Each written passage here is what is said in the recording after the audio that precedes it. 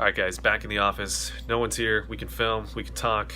No one's looking at me crazy because I'm filming, talking to a camera. So yeah, let's go do this thing. So we're going to do the dual comparison first. Then from there we're going to kind of just tidy up our ideas on how to test.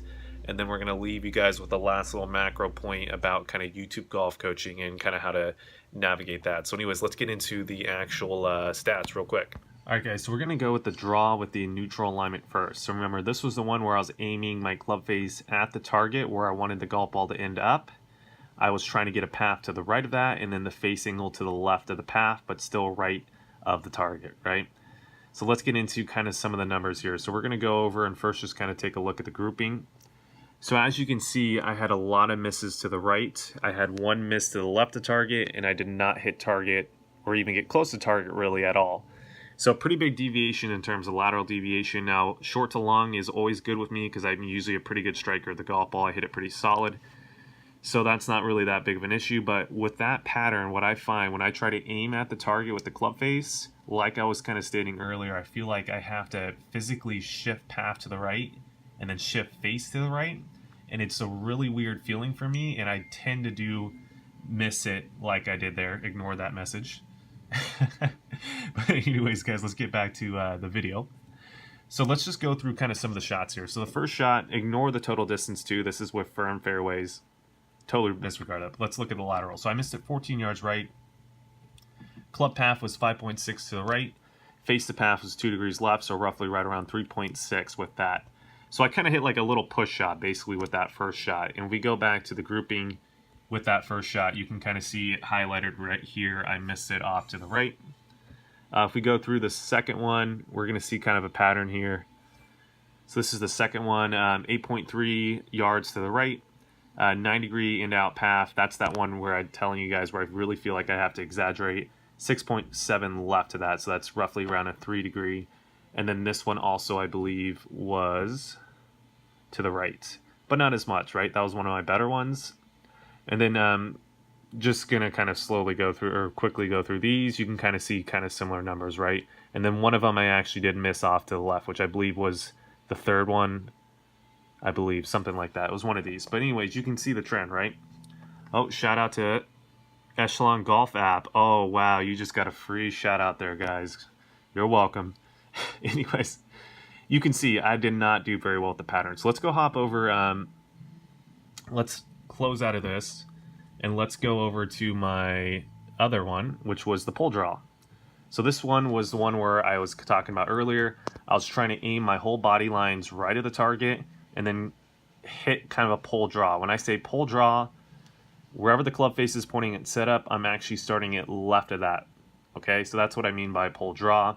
Whether I have a negative path or a slightly positive path isn't really necessarily the case. It's more so where the club face is directed, and the club face, obviously, if it's going to draw, is going to be left of that. So let's go take a look at what we did. So grouping wise, you can see a whole lot tighter dispersion, right? So a lot closer to the line. Lateral is more so 11 as opposed to 27 feet. Short to long got a little bit better too as well. I think I was just more confident with that swing, and I know that draw. That's like my go-to shot, like a little pull draw is what I play when I'm under the gun, and I'm just super comfortable pulling it off. I'm trying to work to a fade, and I might get to there someday, but when I'm under the gun, this is the shot I'm going to hit, and obviously there's a big reason why. So let's go through kind of some of the shots real quick. So again, you can see lateral 1.3 left. I had 11.9 path. Face to path was 10.9 left of that, right? So a pretty big pull, but it was a pull draw right back on the target. I'm telling you guys, that is the way I do it. Now let's go to the second one. 10 degrees to the right path, but 10.5. So I missed that one slightly left possibly. Here, let me go check that second one. Yeah, that was the one I missed slightly left. If we go back to this thing, you can kind of see, quickly go through. We're getting really similar numbers here. 10.5 right path, 9 degrees to the left. 12.5 right path, 14 degrees to the left, a little overdraw. 12.2, 13.6, right? So as you can see, the reason why the path numbers got more to the right was just because I was aiming my whole body more to the right. I was hitting a pull draw, guys. It's the best way that I play that shot. Let's go to, real quickly, we can kind of look at average 157. We can do kind of the same for the other ones, but yeah, that's pretty much the pull draw. Okay, so based off the number, what is the perfect way to hit a draw? Well, for my personal golf game, obviously it's the pull draw. Now, how do I know this? It's how I test. I've done this with TrackMan in the past. A lot of you guys are just kind of probably thinking that I'm just starting to learn about ball flight laws, possibly. I know I've gotten some comments in the past, or like, are you just... Guys, I've been taught, since TrackMan's been around, I've known about ball flight laws. Let's just put it that way. Now, I just got a flight scope because I could afford it for my personal business. I have used TrackMan for numerous hours in the past. I'm not master certified or anything from them, but I probably should be. I know everything you need to know about. I shouldn't say that. Never say everything, guys. That's not a good thing to say. I know an incredible amount about TrackMan and the numbers and how to utilize it in the lesson, so I would consider myself well versed to talk on the subject, so that's why we're talking on it. But yeah, do your data, or excuse me, do your testing similar to this. Now, not everyone has a flight scope, not everyone has a TrackMan, so how can you guys kind of do this? I know ranges sometimes have earnest machines where you can kind of get somewhat accurate numbers. If you really want to do it right, what I used to do when I was in high school was what I go out to on a kind of a normal sunny day, what I would consider like an average day in the area that I live in. I would also go to a flat part of the golf course and I would just start hitting shots, right? And then what you do is you get yourself a center line, and from there you test out different types of swing motions and you figure out which one you're performing better with. You do it obviously by how good your long to short dispersion is, which is kind of what we talked about here, as well as how good your left to right dispersion is. And then within that, you can also add on the variables of, even though you might be a little bit better with one of them, you might, on paper, you know, in that particular test, you might want to test it over a period of time, because maybe possibly just that feel of the other one, even though technically on paper you're not more accurate, you feel more confident with it on the course. I've gone through that with certain motions in the past before where that's happened. So I mean, it gets really kind of individual, and it gets really just dependent on kind of what you want to do. But I think this is a great way to start. So if you guys are out there and you guys are trying to figure out what swing motion is correct for you, you guys are watching a bunch of YouTube videos, you guys are doing your research, I love it, it's all good. Figure out this portion, how to test, how to do these things to back up your knowledge, new knowledge or newfound knowledge on YouTube, and hopefully you guys are going to be able to implement your swing motions a lot better. Now, that kind of brings us into kind of the last little point about YouTube golf instruction. So here's the thing. The two, let's see, not two, I watched 4 videos. Now, I know I should have probably maybe done a little bit more research, but I watched 4 videos on how to hit a draw.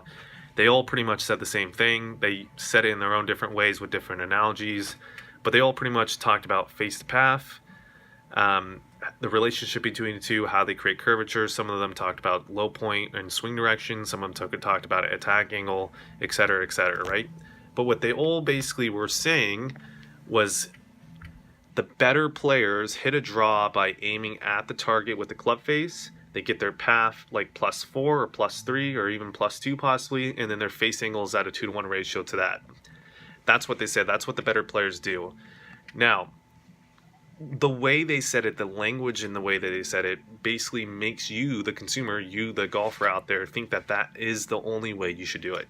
Because I have people all the time coming to me, now that I have a flight scope, they're like, they want a lesson, which is just funny because I had the knowledge before, but they come to me and they're like, I want to hit a perfect draw. I heard you got to have like a +2 path and a +1 face. And I was like, well, we could try, we could test that, we could see if that maybe is the way, but possibly it's not, right? So again, hopefully this test kind of open your eyes to that.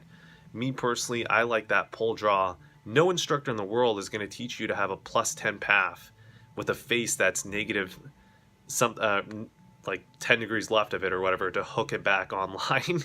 No one's going to teach you that, right? No one's going to teach you to aim that far right and hit those little pull hooks back to online.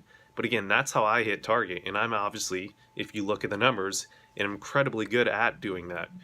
So that's, I think, just a super valid point just in golf instruction. Even though I'm not doing it the perfect way, I'm pretty damn good at how I'm doing it. And I'm probably not going to change it, even though I am trying to work on different shots. When I'm under the gun, I'm probably never going to go away from that shot. So make sure to find your own shot where you guys can do that yourselves. I think it's a super important skill. And yeah, that's pretty much the spiel I wanted to talk about today. So if you guys haven't already, hit that like button or smash it, whatever you want. I don't care. Leave that comment below. Show me some hate if you want it. I mean, the YouTube hater, you guys are going to comment no matter what. So just you stop and then subscribe. All right, guys, best of luck out there and play some golf out there. I said there again. Oh, God.